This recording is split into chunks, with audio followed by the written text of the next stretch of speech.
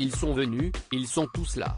Le populaire humoriste et comédien Vincent de Dienne a pu compter sur le gratin du show business pour venir l'applaudir à Paris, alors qu'il donnait la 100e représentation de son nouveau spectacle un soir de gala.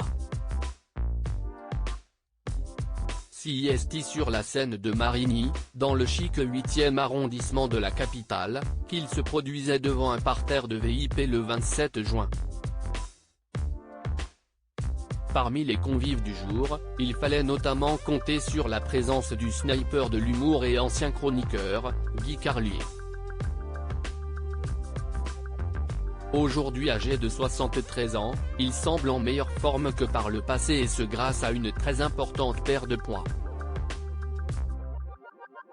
En effet, il est métamorphosé physiquement au point d'apparaître très aminci, lui qui a perdu 160 kg au fil des années.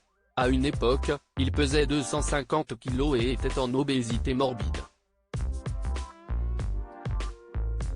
Sourire aux lèvres pour venir applaudir Vincent de Dienne, qu'il apprécie beaucoup, il a pris la pose avec décontraction devant les photographes. Et sa bonne humeur affichée n'était pas liée qu'à son plaisir de venir rire et s'amuser.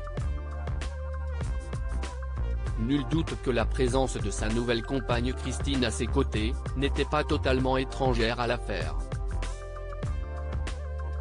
Guy Carlier, devenu la bête noire de son ex-femme Joséphine Dar, a retrouvé l'amour et cela lui fait le plus grand bien.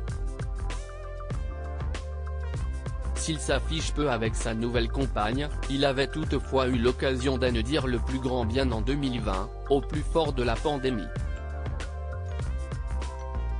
Car, en effet, Christine était en première ligne puisqu'elle est pneumologue et oncologue. Il avait fait sa rencontre lors d'une consultation à l'hôpital d'Argenteuil.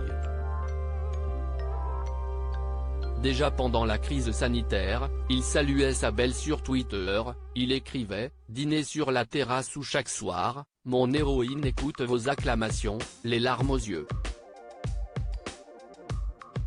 Je la ramène alors que si est facile pour moi d'être confiné, tandis que chaque matin, elle part faire son taf de pneumologue à l'hosto.